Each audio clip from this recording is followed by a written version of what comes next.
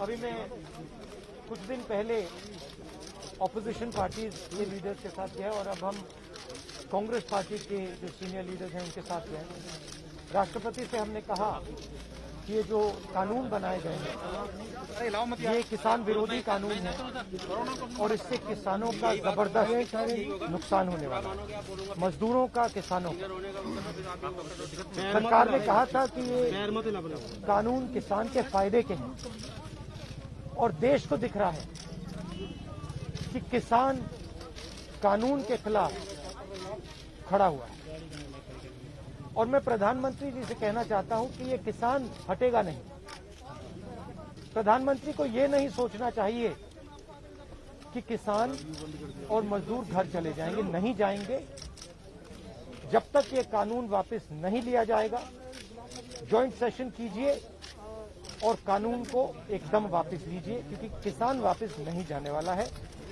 और हम सब, विपक्ष की सब पार्टियां किसानों के साथ, मजदूरों के साथ खड़े हैं और खड़े रहेंगे। जिस प्रकार से ये कानून पास किया गया वो भी बिल्कुल गलत था।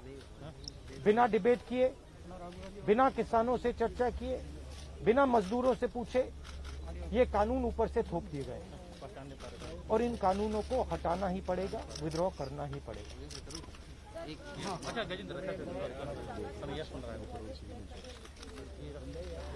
हम 3 लोग राष्ट्रपति के पास गए हैं, बट हम करोड़ों सिग्नेचर्स लेके कैमरा नीचे करो भाई। हम किसान की आवाज राष्ट्रपति जी को तक ले गए। क्या कर रहा है? सर्दी का मौसम है और पूरा देश देख रहा है कि किसान दुख में है, दर्द में है और मर भी रहे हैं। प्रधानमंत्री को सुनना ही पड़ेगा। और मैं एडवांस में चीज बोल देता हूं, मैंने कोरोना के बारे में बोला था कि नुकसान होने जा रहा है। उस समय किसी ने नहीं बात सुनी और आज मैं फिर से बोल रहा हूं, किसान के सामने, मजदूर के सामने कोई भी शक्ति नहीं खड़ी हो सकती है। अगर प्रधानमंत्री जी ने कानून वापस नहीं लिए, सिर्फ बीजेपी को नहीं, सिर्फ आरएसएस को नहीं, देश को नुकसान होने जा रहा है। बार-बार बीजेपी की कहा जा रहा है कि जो किसान बैठे हैं ये नक्सल हैं, खालिस्तान हैं, विपक्ष इन्हें बरगला रहा है। इस तरह के आरोप लग रहे हैं। देखिए, बीजेपी नरेंद्र मोदी जी का एक ही लक्ष्य है और वो किसान समझ गया है, मजदूर समझ गया है। लक्ष्य है कि उनके आसपास जो 2, 3, 4 बड़े क्रोनी कैपिटल्स हैं, उनके लिए पैसे बनाने का काम नरेंद्र मोदी जी करते हैं। जो भी नरेंद्र मोदी जी के खिलाफ खड़े होते हैं वो उनके बारे में कुछ ना कुछ गलत बोलते रहते हैं।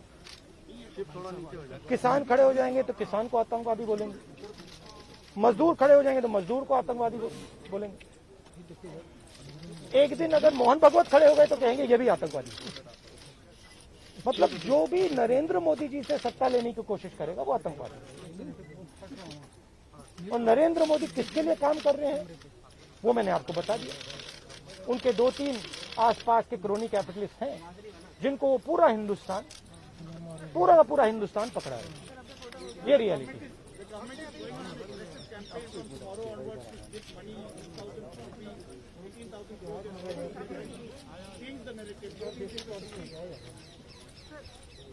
Look, the point is, it's a very simple thing.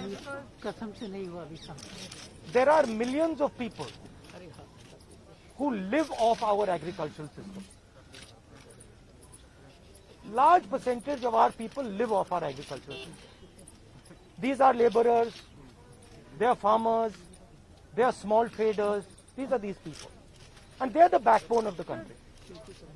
Now, we understand that agriculture has to be reformed. What we are saying is that if you destroy this system,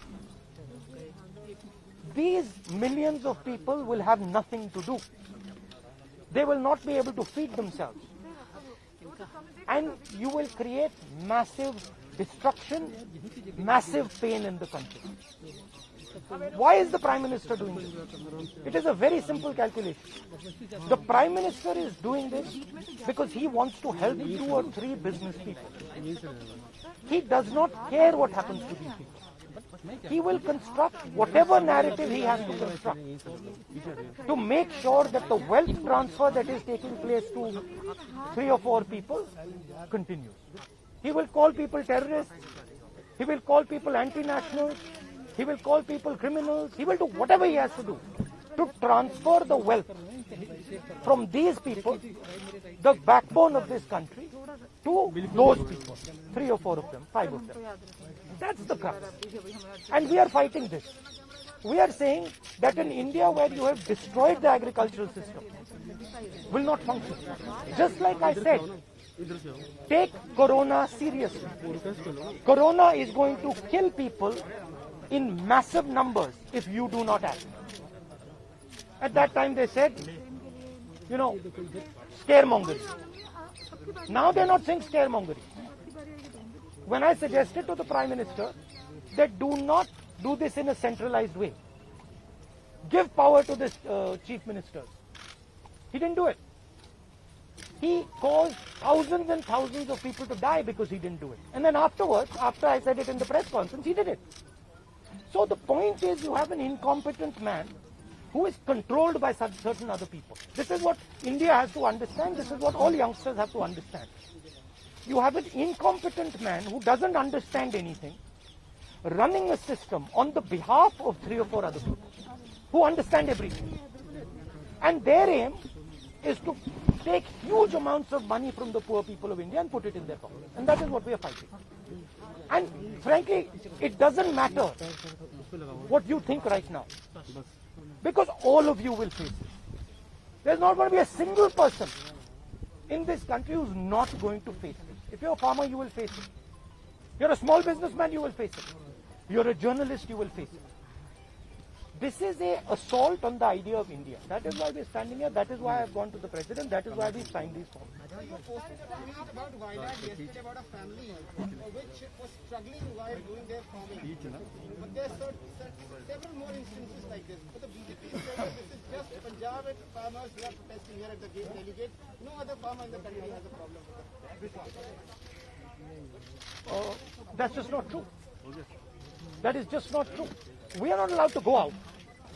We are not allowed to go out of the ICC office. The police stops us from going out. Why don't you let us go out? Why don't you let me go and tour in the states? See what happens. Every single farmer of this country, every single labor of this country stand up. But आप police लगवाते हो, हाथरस जाते हो, arrest करते हो, तो AIC से हमारे MP को बाहर नहीं निकलने देते हो, और फिर कहते हो कि भैया मतलब सब कुछ ठीक है. और Prime Minister needs to realize that there is a limit to this. आपने थोड़ा सा करना है, आपने 2-3 लोगों की मदद करनी है, थोड़ा सा करना है, आप कर सकते हो.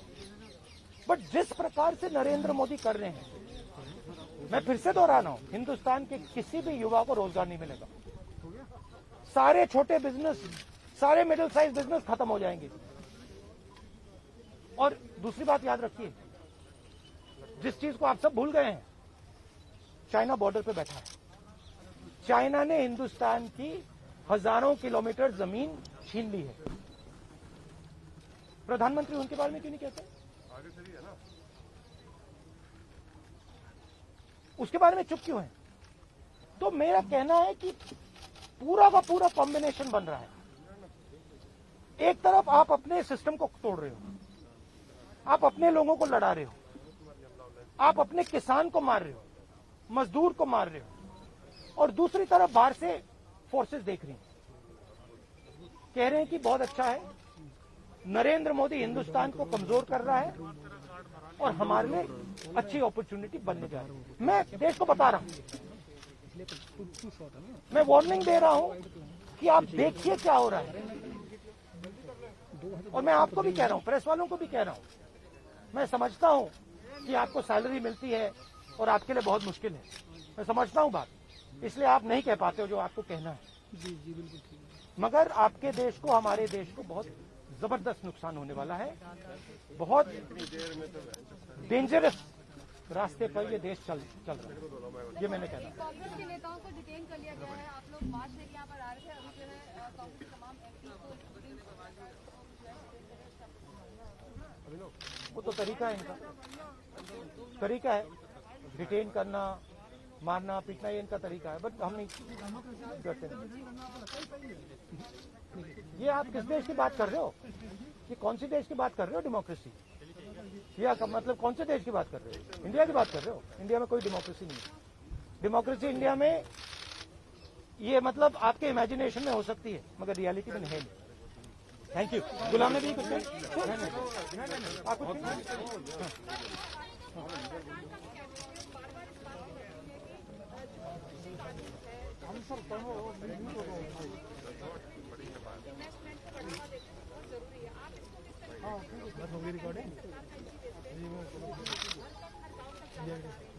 सवाल ये है इन्वेस्टमेंट कौन करेगा और इन्वेस्टमेंट का फायदा किसको मिलेगा? सवाल ये है। नहीं सुनिए, सवाल ये है कि हिंदुस्तान के एग्रीकल्चरल सिस्टम में कौन इन्वेस्ट करेगा और कौन पैसा बनाएगा? हिंदुस्तान के एग्रीकल्चरल सिस्टम में आज तक किसान ने इन्वेस्टमेंट किया है, मजदूर ने इन्वेस्टमेंट किया है। ये जो जवान हमारी सेना बॉर्डर पे खड़े हैं, इनके माता पिताओं ने किया। इन्वेस्टमेंट ये करते हैं और रिटर्न किसको मिलता है? रिटर्न 2-3 उनके उद्योगपति मित्रों को मिलता है। ये पूरा देश जानता है, पूरा देश इस बात को समझता है कि इन्वेस्टमेंट हम करते हैं। बहुत दूर खड़ा है, लॉक कर दूं? आपके माता पिता क्या करते हैं? गुलाम नबी साहब बहुत दूर खड़े हैं। आप एग्रीकल्चर फार्मर थी, अब आप जर्नलिस्ट है ना, तो आप जानते हो कि आपके फादर ने इन्वेस्टमेंट किया या नहीं? अरे मैं आपसे पूछ रहा हूँ, आप देश की महिला है, ठीक है आपके पिता ने इन्वेस्टमेंट किया ना? मदर फार्मर है, उन्होंने इन्वेस्टमेंट किया ना? किसके लिए इन्वेस्टमेंट किया? क्या इन 2-3 लोगों के लिए इन्वेस्टमेंट किया, या आपके परिवार के लिए किया, आपके एजुकेशन के लिए किया, आपके स्वास्थ्य के लिए किया? आपके स्वास्थ्य के लिए किया, आपके एजुकेशन के लिए किया, मगर ये जो 2-3 बिजनेसमैन उनके लिए तो नहीं किया ना। तो सवाल यही है, इन्वेस्टमेंट कौन कर रहा है? आपके माता पिता ने किया, करोड़ों किसानों ने किया, और रिटर्न किसको मिल रहा है?